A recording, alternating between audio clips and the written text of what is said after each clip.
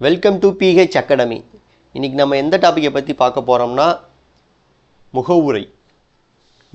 இந்திய அரசியலமைப்பில் முகவுரை அப்படிங்கிற ஒரு டாப்பிக்கில் நம்ம இன்றைக்கி ஷார்ட்கட் பார்க்க போகிறோம். அந்த ஷார்ட்கட்டை யூஸ் பண்ணி டிஎன்பிஎஸ்சி பேஸ்டு கொஷின்ஸ் நம்மளால் சால்வ் பண்ண முடியுதா அப்படிங்கிறதையும் நம்ம இந்த வீடியோவில் பார்க்க போகிறோம். வாங்க வீடியோக்குள்ளே போகலாம்.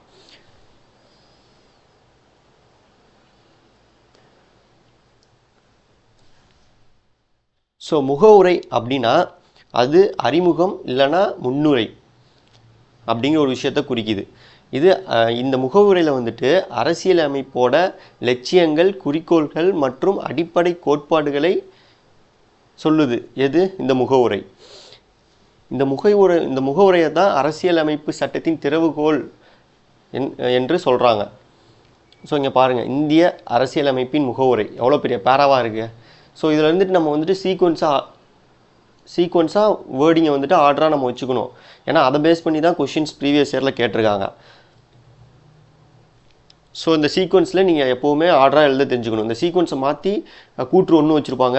கூற்று 1 வந்துட்டு இந்த சீக்வன்ஸில் வச்சுட்டு கூற்று 2 வந்துட்டு இந்த சீக்வன்ஸை மாற்றி கொடுத்துருப்பாங்க. அப்போ கூற்று 1, 2 சரியா அப்படின்ட்டு கேட்பாங்க. ஸோ அது மாட்ட கொஷின்ஸுக்கெலாம் நம்ம வந்து ஆன்சர் பண்ணணும்னா இந்த சீக்வன்ஸை மெமரைஸ் பண்ணி வச்சுக்கணும். ஸோ இந்த சீக்வன்ஸுக்கான ஷார்ட்கட்ஸ் நான் உங்களுக்கு இப்போ இந்த வீடியோவில் சொல்ல போகிறேன். ஸோ ஃபஸ்ட்டு ஷார்ட்கட் பாருங்கள், இந்திய அரசாங்கத்தின் 5 தன்மைகள். ஸோ 5 தன்மைகளுக்கான ஷார்ட்கட் என்னன்னா, இசைமலையில் மகிழும் குயில். இசைமலையில் மகிழும் குயில், இதுதான் ஷார்ட்கட். இதில் ஃபஸ்ட் லெட்டர் பாருங்கள், இ, மா கியூ வருதா, இசைங்கிற வரனால இ, சா, மா கியூ. ஸோ இதான் ஷார்ட்கட். ஸோ இதில் வந்துட்டு இறையாண்மை, சா வருதா, சமதர்மம், மதசார்பற்ற, மக்களாட்சி, குடியரசு. ஸோ இப்படி நீங்கள் வந்துட்டு சீக்வன்ஸாக ஆர்டர் ஞாபகம் வச்சுக்கோங்க.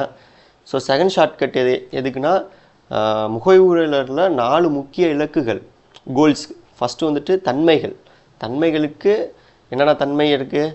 இறையாண்மை, சமதர்மம், மதசார்பற்றம், மக்களாட்சி, குடியரசு. இதுக்கு ஷார்ட்கட் என்ன? இசைமலையில் மகிழும் குயில். ஓகே. ரெண்டாவது வந்துட்டு முகவுரையில் உள்ள 4 இலக்குகள், அதுக்கு என்ன ஷார்ட்கட்டு? நீ சுதந்திரமாக சமத்துவத்துடன் சகோதரத்துவத்தை பேணு அப்படிங்கிற ஒரு சென்டென்ஸ் தான் அதுக்கு ஷார்ட்கட். அதில் பாருங்கள், நீன்னு வருதா, அது வந்து நீதி. சூன்னு வருதா, அது வந்து சுதந்திரம். சான்னு வருதா, அது வந்து சமத்துவம். அடுத்தது சான்னு வருதா, அடுத்தது சகோதரத்துவம். அது அப்படியே வந்துருச்சு, உங்களுக்கு பிரச்சனை இல்லை.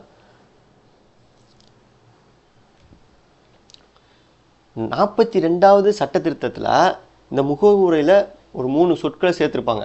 அந்த சொற்களுக்கும் நம்ம சீக்வன்ஸாக மைண்டில் வச்சுக்கணும். அந்த சீக்வன்ஸ் என்னென்னா, சமத்துவ மனிதர்களின் ஒற்றுமை.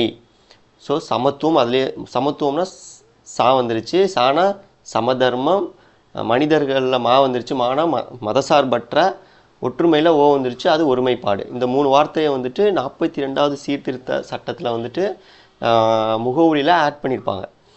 ஸோ ஃபோர்த் ஷார்ட்கட் எதுக்குன்னா, சமத்துவ உரிமைகள் மொத்தம் 4 இருக்குது. 14லேருந்து 18 வரலையும், ஆர்டிகல்ஸ் 14லேருந்து 18 வரலையும் இருக்குது.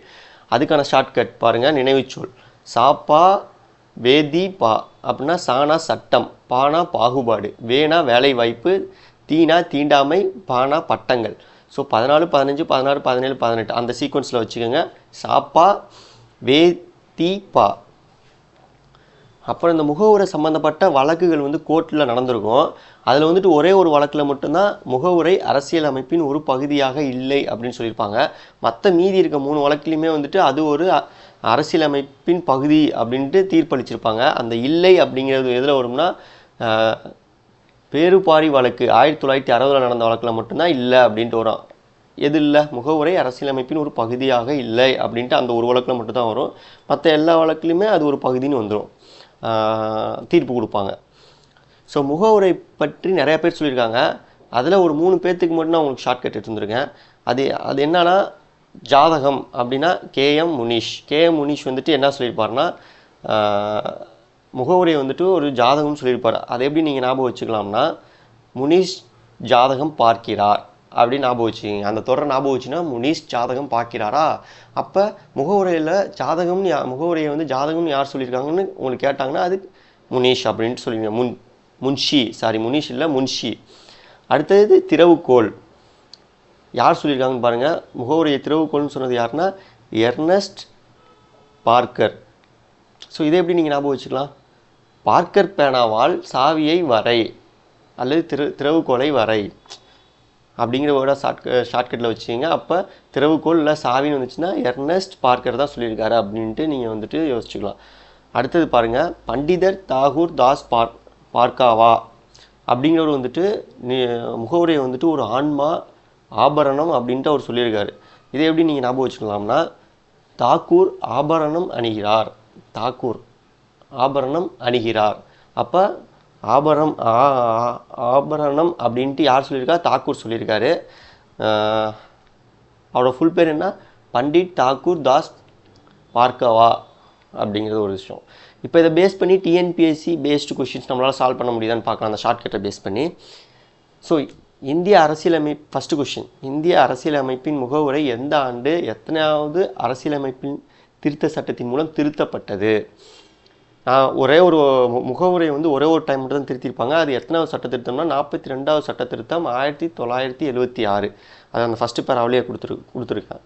அடுத்தது 42வது அரசியலமைப்பு திருத்த சட்டத்தின் மூலம் முகவுரையில் சேர்க்கப்பட்ட 3 புதிய சொற்கள். இதுக்கு நான் என்ன சொன்னேன் ஷார்ட்கட்டு?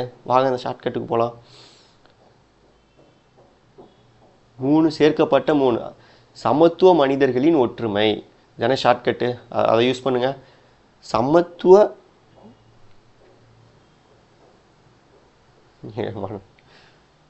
சமத்துவ மனிதர்களின் ஒற்றுமை. ஓகே, சமத்துவம் அப்போ வந்துட்டு சா வருது. அப்போ சமதர்மம். அடுத்த சமத்துவ மனிதர்களின் ஒற்றுமை, மனிதர்களுக்கு சொன்ன மதசார்பற்ற, ஒற்றுமைக்கு ஒருமைப்பாடு. அந்த ஷார்ட்கட் யூஸ் ஆகுதா? அடுத்தது பாருங்கள், முகவுரை என்பது இறையாண்மை கொண்ட மக்களாட்சி குடியரசு ஜாதகம் என்று கூறியவர் என்ன ஷார்ட்கட் சொன்னேன்? முனிஷ் ஜாதகம் பார்க்கிறார். முனிஷ் இல்லை, முன்ஷி ஜாதகம் பார்க்கிறார். ஸோ ஆன்சர் வந்துட்டு கேஎம் முன்ஷி. அரசியலமைப்பு எந்த சரத்து தீண்டாமை ஒழிப்பை பற்றி பேசுகிறது? ஸோ 14, 15, 16, 17 இதுக்கான ஷார்ட்கட் என்ன சொன்னேன்? சா பா வே தி சா பா வே தி பா. அப்போ இது 14னா இது 15, இது 16, இது 17. அப்போ தீ தான் தீண்டாமை வருது. அப்போ அது வந்துட்டு 16 நல்லா தான் இருக்குது. ஓகே, எங்கே இருக்குது? So 16 option C. முகவுரை என்பது அரசியலமைப்பின் ஒரு பகுதி அல்ல என்று உச்சநீதிமன்றம் எந்த வழக்கில் தீர்ப்பளித்தது? இல்லை அப்படின்னு சொன்னது ஒரே வழக்கு தான். அது என்னன்னா பெருப்பாரி வழக்கு. இதில் மட்டும்தான். மற்ற 3 வழக்குலையும் அது ஒரு பகுதி அப்படின்னு சொல்லி தீர்ப்பளிச்சிருப்பாங்க. ஜவஹர்லால் நேரு அவர்களால் அரசியல் நிர்ணய சபை குறிக்கோள் தீர்மானம் அறிமுகப்படுத்தப்பட்ட நாள் எது அப்படின்னு கேட்டாங்கன்னா அது வந்துட்டு 1949 நவம்பர் 26. இங்கே பாருங்கள், இங்கே இருக்கா? 1949 நவம்பர் 26ஆம் நாளில் ஏற்றுக்கொள்ளப்பட்டது அரசியல் நிர்ணய சபையால். ஸோ அதுதான் இது. 6th question answer. 7th question, கீழே கொடுக்கப்பட்ட சட்ட விதிகளை அவற்றின் பொருளுடன் பொருத்துக. ஸோ வந்துட்டு இதுக்கு நான் ஷார்ட்கட் என்ன சொன்னேன்? 14, 15, 16, 17, 18. ஸோ வந்துட்டு 17 இல்லை. ஸோ ஷார்ட்கட் என்ன? ஃபஸ்ட்டு வந்துட்டு சா வரும்னு நினைக்கிறேன். அந்த ஷார்ட்கட் பாருங்கள். சும்மா அந்த ஷார்ட்கட்டை பார்த்துட்டு இருந்தீங்கன்னா உங்கள் மைண்டில் இருக்கும். சாப்பா வே தீப்பா, ஷாப்பா வே தீப்பா.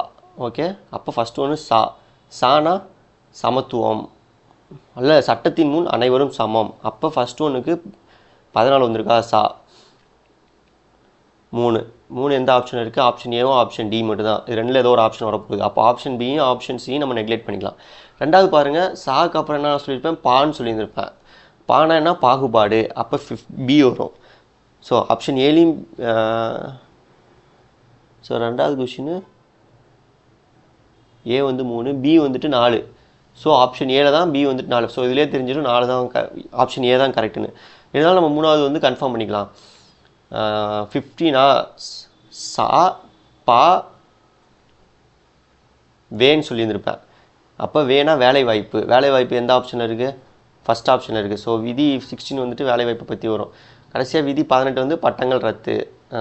ஸோ ஆப்ஷன் ஏ தான் உங்களுக்கு வந்துட்டு ஆன்சர். ஸோ ஆன்சர் கீ உங்களுக்கு ஆன்சர் கீ எக்ஸ்ப்ளனேஷன் இங்கே இருக்குது பாருங்கள். ஃபஸ்ட் ஒன்றுக்கு செகண்ட் ஒன்றுக்கு அதுக்கான ஷார்ட்கட்ஸ் இது எல்லாமே இருக்கும்.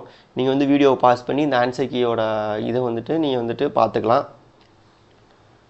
ஸோ வீடியோ பிடிச்சிருந்தா லைக் பண்ணுங்கள், ஷேர் பண்ணுங்கள், சப்ஸ்கிரைப் பண்ணுங்கள். இது மட்டும் டிஎன்பிஎஸ்சி குரூப் 2, 2A, குரூப் 4 இதில் இருக்க எல்லா சிலபஸ்க்கும் நான் முடிஞ்ச அளவுக்கு எல்லா ஷார்ட்கட்ஸ் ப்ளஸ் வந்துட்டு ப்ராக்டிஸ் கொஷின் வந்துட்டு உங்களுக்கு நான் வந்துட்டு டெய்லியும் அப்லோட் பண்ணுவேன். அதுக்கு நீங்கள் இந்த சேனலை சப்ஸ்கிரைப் பண்ணுங்கள், லைக் பண்ணுங்கள், ஷேர் பண்ணுங்கள். தேங்க்யூ.